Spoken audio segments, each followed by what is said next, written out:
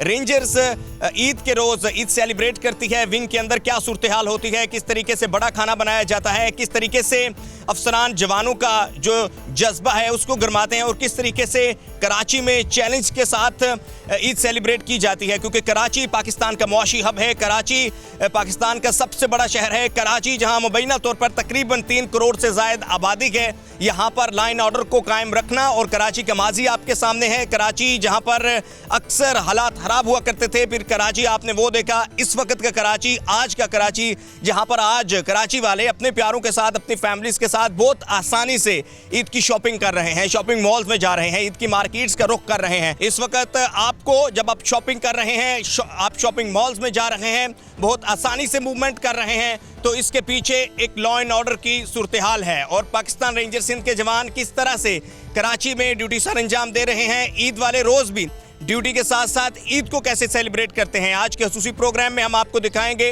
कि पाकिस्तान रेंजर सिंध के जवान ईद विंग के अंदर कैसे सेलिब्रेट करते हैं, ड्यूटी के ऊपर रहकर किस तरह से अपने प्यारों को मिस करते हैं और ईद वाला दिन भी छुट्टी का दिन नहीं होता। कराची जो कि पाकिस्तान का मुआशी हब है, कराची जहां तकरीबन 3 करोड़ से ज़ायद आबादी होने के साथ साथ किसी क्राइम को कंट्रोल करना, लॉ एंड ऑर्डर को मेंटेन रखना किसी बड़े चैलेंज से कम नहीं है। ये सब कुछ आप देख सकेंगे किस तरह से कराची के जो एंट्रेंस पॉइंट्स हैं, कराची के जो दाखिली पॉइंट्स हैं, वहाँ से किस तरीके से स्नैप चेकिंग की जाती है, किस तरह से सिंध रेंजर्स के ये जवान अपनी ड्यूटी सर अंजाम दे रहे होते हैं। हमारे साथ रहिए। नारे तकबीर, अल्लाहू अकबर, नारे तकबीर, अल्लाहू अकबर, पाकिस्तान जिंदाबाद, पाकिस्तान रेंजर्स जिंदाबाद।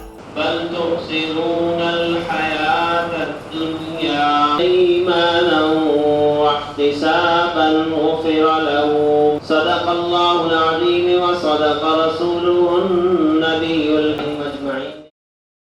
अल्लाहु अकबर, अल्लाहु अकबर,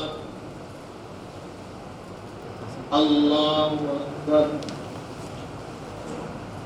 अल्लाहु अकबर। अस्सलामु अलैकुम व रहमतुल्लाह, अस्सलामु अलैकुम व रहमतुल्लाह।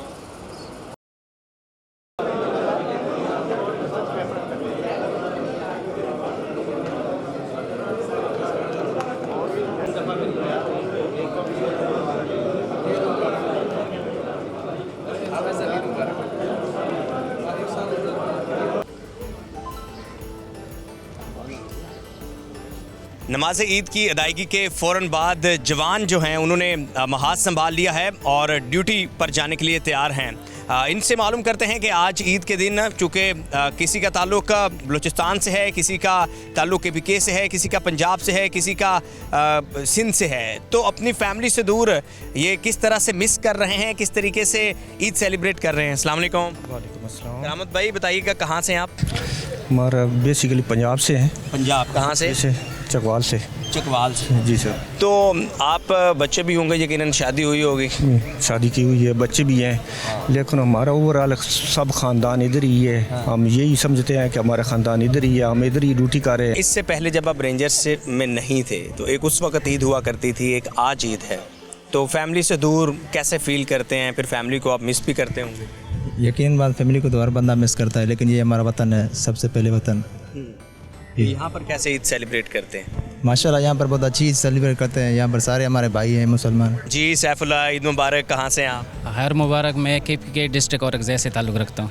अच्छा, तो आपकी पहली ईद है यहाँ पे? एक ईद इधर करते हैं और एक इधर उधर करते हैं। ये पहली ईद हमारा इधर है सर। अच्छा, मैरिड हैं आप? जी सर, मैरिड है, 2 बच्चे हैं सर। 2 बच्चे हैं, तो फैमिली या बच्चे तो ये यकीनन कहते होंगे कि आप आएँ हमारे साथ ईद सेलिब्रेट करें। लाजमी बात है, वो तो यही सोचते रहेंगे, लेकिन ये भी हमारे फोर्स हैं, इधर भी हमारे भाई हैं, हम इधर इकट्ठा ईद गुजारते हैं, तो इधर हमें बहुत मज़ा देते हैं सर। अच्छा, तो यहाँ पे क्या क्या होता है एक्टिविटीज़? ईद वाले दिन आप किस तरह से इंजॉय करते हैं, यानी सेलिब्रेट कैसे करते हैं? ईद वाले दिन हम सारे इकट्ठे होते हैं, फिर इकट्ठे बैठ के गपशप और गेम वगैरह खेलते हैं, इनमें सब हमारा सारा दिन गुजर जाता है, तो हमें बहुत खुशी होती है। घर तो लाजमी बात है, याद आ जाते हैं, लेकिन इधर भी ईद का एक अलग मज़ा होता है।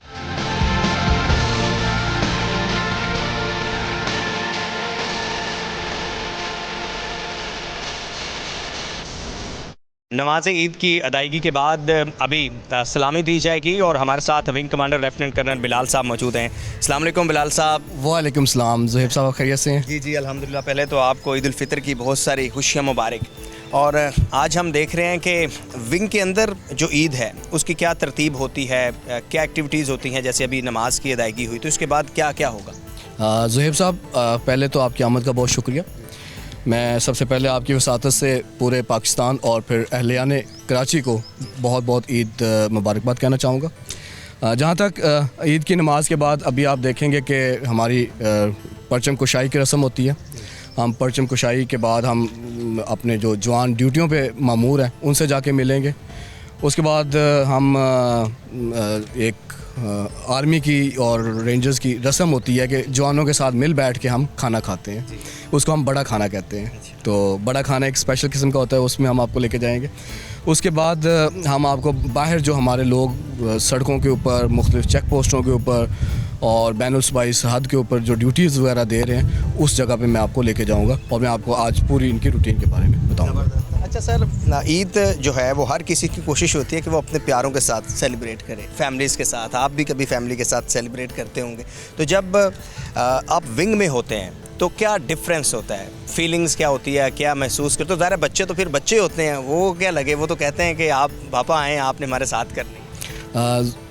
आपकी बात बिल्कुल ठीक है, लेकिन हम एक ख़ानदान की तरह ना एक ट्रीट करते हैं कि ये जो हमारा विंग और जो यूनिट होती है वो हमारा ख़ानदान है। कोशिश ये होती है हमारी कि हम सारे एक दूसरे के साथ मिल के खुशियाँ मनाएं।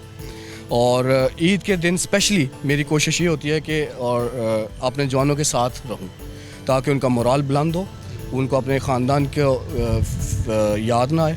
और इवन मेरे ख़ानदान वाले मुझसे ये पूछते हैं कि आप ईद के दिन हमें भूल जाते हैं, हमें कॉल नहीं करते। तो उसका मतलब ये है कि हम अपने रेंजर्स के जवानों में, अपने फोर्सेस में इतना मगन हो जाते हैं कि हमें अपने ख़ानदान का याद नहीं उस तरह से आती। अच्छा सर, जैसे हमने भी बात की, मैंने भी देखा जवानों से बात की, तो जवानों का बड़ा जज्बा होता है। हालांकि हम देख रहे होते हैं कि यार आप घर वालों से दूर हैं तो फील करते होंगे।